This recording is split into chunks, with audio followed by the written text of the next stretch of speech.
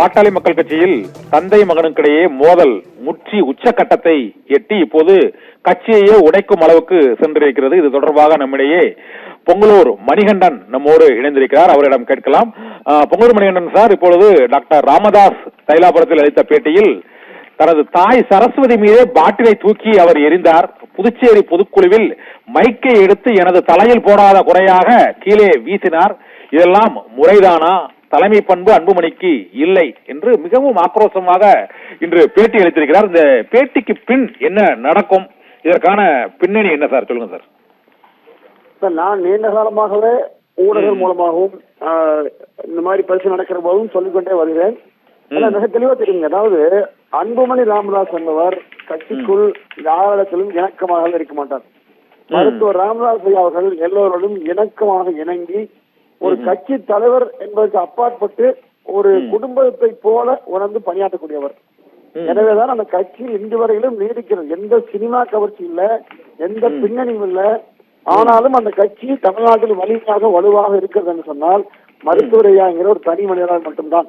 ஆனால் அன்புமணி ராமதாஸ் பொறுப்பேற்ற பிறகு அந்த கட்சியில இருக்கிற மூத்தவர்கள், அதுவும் குறிப்பாக மருத்துவர் ஐயா காலத்தில் இருந்தவர்கள் எல்லோரையும் ஓரம் கட்டி விட்டு தான் ரோல் மாடலாக சோசியல் மீடியா கையில வைத்துக் கொண்டு நவீன யுகத்துக்கு தகுந்த மாதிரி செயல்படுகிறேன் என்கிற போர்வையில் அந்த கட்சியை மிக மோசமாக நடத்தி கொண்டு சென்று விட்டார் என்பது உண்மையான கூட்டுதான்.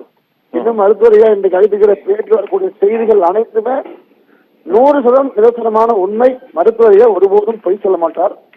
அந்த வகையில் அன்புமணி ராமதாஸ் என்பவர் அந்த கட்சியிலிருந்து நீக்கப்படுவதற்கான வாய்ப்புகளே அதிகம். அல்லது அவர் பதவியிலிருந்து தானாக வளர வேண்டும்.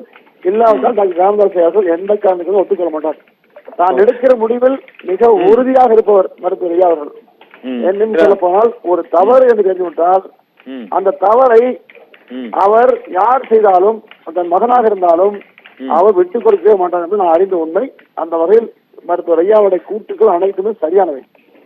பொங்கல் மணி சார், டாக்டர் ராமதாஸ் பொறுத்தவரை அவருடைய வயது முதிர்வு என்பது அது நம்ம மறுக்க முடியாது. அவரால் கட்சியில் இத்தனை ஆண்டுகள் அந்த அவர் செயல்பட முடியும் என்பது உள்ளிட்ட பல்வேறு கேள்விகள் எழுந்துள்ள சூழ்நிலையில் கட்சியினுடைய எதிர்காலமாக அவரது மகன் அன்புமணி ராமதாஸ் தான் பார்க்கப்பட்டார். இந்த சூழ்நிலையில் அவர் இன்று கூறிய அந்த குற்றச்சாட்டுகள் மீண்டும் ஒரு இணைவதற்கான ஒரு வாய்ப்பே இல்லாத ஒரு சூழ்நிலை கடந்த ஒரு 2 மாதங்களாக அந்த சித்திரை முழு மாநாட்டுக்கு முன்னும் பின்னும் கூட அவர் ஒரு உரசல் இருந்தது, நெருடல் இருந்தது. தந்தை மகனுக்கிடையான அந்த மோதல் அது விரைவில் சரியாகும் என்றெல்லாம் கூறப்பட்டது. பொதுவாக அந்த மாநிலங்களவை தேர்தலுக்காக கட்சியை லைம் லைட்டில் வைப்பதற்காகத்தான் அந்த மோதல் என்றெல்லாம் கூறப்பட்டது. ஆனால் அதையும் தாண்டி கட்சியையே உடைப்பது போலவும் ராமதாஸ் அன்புமணிக்கு அந்த தலைமை பண்பு இல்லை என்றும் அவரை 35 வயதில் அமைச்சராக்கியது தான் செய்த பெரிய தவறு என்றெல்லாம் அவர் கூறிய குற்றச்சாட்டுகளை பார்க்கும் பொழுது ஒரு 10 குற்றச்சாட்டுகளை அவர் கூறுகிறார். அதில் 1 தலைமை பண்பு இல்லை என்கிறார்.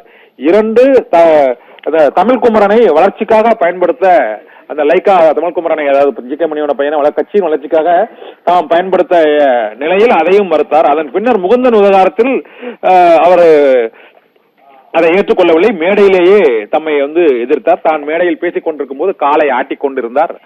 அதன் பின்னர் அவர் நான் பேசுவதற்கு எதிர்ப்பு தெரிவித்து மேடையிலேயே அவர் மைக்கை தூக்கி இருந்தார் என்றெல்லாம் குற்றச்சாட்டு கூறியிருக்கிறார்.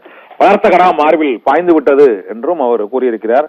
மேலும் கட்சியை அவர் திசை திருப்பும், அதாவது கட்சியினோட அந்த வளர்ச்சி போக்கையே மாற்றும் வகையில் அன்புமணியின் செயல்பாடுகள் இருந்தது என்றும் அவர் குற்றச்சாட்டுகளை கூறுகிறார். இந்த குற்றச்சாட்டுகள் எல்லாமே ஒரு அன்புமணிக்கு எதிராக அவரது தந்தையும் அந்த கட்சியின் நிறுவனருமான டாக்டர் ராமதாஸை வைத்திருப்பதன் மூலமாக இனிமேல் அன்புமணி ராமதாஸ் அந்த கட்சியில் அவர் நீடிப்பாரா, விலகுவாரா, அல்லது ராமதாஸுக்கு பின் யார் என்ற ஒரு கேள்வியும் இப்பொழுது எழுந்திருக்கிறது. இதனால் பாட்டாளி மக்கள் கட்சியின் எதிர்காலமே ஒரு கேள்விக்குறியாக இருக்குன்னு பொதுவா நினைக்கலாமா, இல்லைன்னா இந்த பிரச்சனை திரும்பியும் மீண்டும் சரியாகும் நினைக்கிறீங்களா சார்? கண்ணன் சார், ஒரு விஷயம் சொல்றேங்க. அதாவது மருத்துவர்கள் அவர்கள் தனிப்பட்ட முறையில எல்லோரிடத்திலும் ஒரு ஒழுங்கு வேண்டும் என்று நினைப்பார். கட்சி நிர்வாகிகள், கட்சி தன்னை கண்டிப்பாக வருகின்றவர்கள் கூட கையில காப்பு போடுறது, தாடி வச்ச வச்சுக்கிறது, முடி தள்ள வச்ச வச்சுக்கிறது, அதாவது கண்டமேடிக்கான உரைகள் போட்டுக்கிறது, முடியை தாடு மேல வெட்டிக்கிறது. இப்போ இந்த மாதிரி ஒழுங்கீனத்தை கூட அவர் விரும்ப மாட்டார். அவ்வளவு கண்டிப்பா இருப்பார். சந்திக்கிற போது அடுத்த முறை வருகிற போது இதெல்லாம் வெளிக்கூடாது என்று கடுமை எச்சரிப்பார். அதே மாதிரி அந்த அளவுக்கு இருப்பவர் தன்னுடைய சொந்த மகன் என்று அறிந்தும் கூட இவர் தெளிவான குற்றச்சாட்டு சொல்கிறார் என்று சொன்னால் அவருக்கு 100% இவருடைய செயல்பாட்டில் திருப்தி இல்லை. அதுதான். அப்போ திருப்தி இல்லாத ஒரு நபரை வைத்துக் கொண்டு கட்சியை இயக்க முடியாது. ஏன்னா கட்சியை உருவாக்கியவர் டாக்டர் ராமதாஸ் அவர்கள். உருவாக்கி அவரையே நிராகரித்து அவர் சொல்லுக்கு மறுதளித்து ஒருவர் பேசுகிறார் என்று சொன்னால் தன் மகன் என்கிற துணிச்சுதான் பேசுவார் இல்லைங்களா? அதுதான் தடை என்கிற காரணத்தினால வெற்றி விட்டார். எனவே நிச்சயமாக இந்த பிரச்சனை என்பது மருத்துவர் அன்புமணி ராமதாஸுக்கு தான் மிகப்பெரிய பிரச்சனையாக மாறும். ஏன்னா அவர் ஒத்துப்போய் அடங்கி போய் தன் தவறுக்கு மன்னிப்பு கேட்டு இணங்கி போனால் மட்டும்தான் மருத்துவர் ராமதாஸ் அவர்கள் மனம் இறங்கி வர வாய்ப்பு ஒழிய இல்லாவிட்டால் நிச்சயமாக எந்த எல்லைக்கும் மருத்துவர் செல்வார். நீங்க குறிப்பிட்ட எல்லாமே அதுல அடங்குங்க.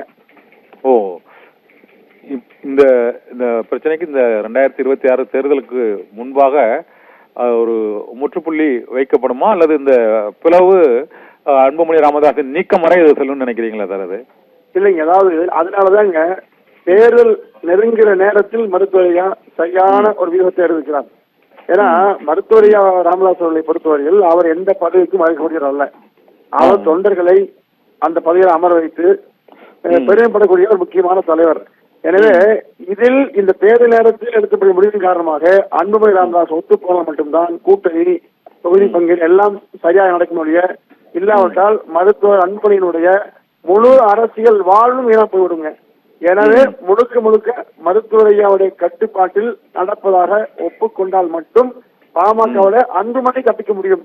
இல்லாவிட்டால் முழுக்க முழுக்க வெற்றி மருத்துவரையாவுக்கு, தோல்வி அன்புமணி என்கிற நிலை உருவாகுங்க. ஓகே, நன்றி சார்.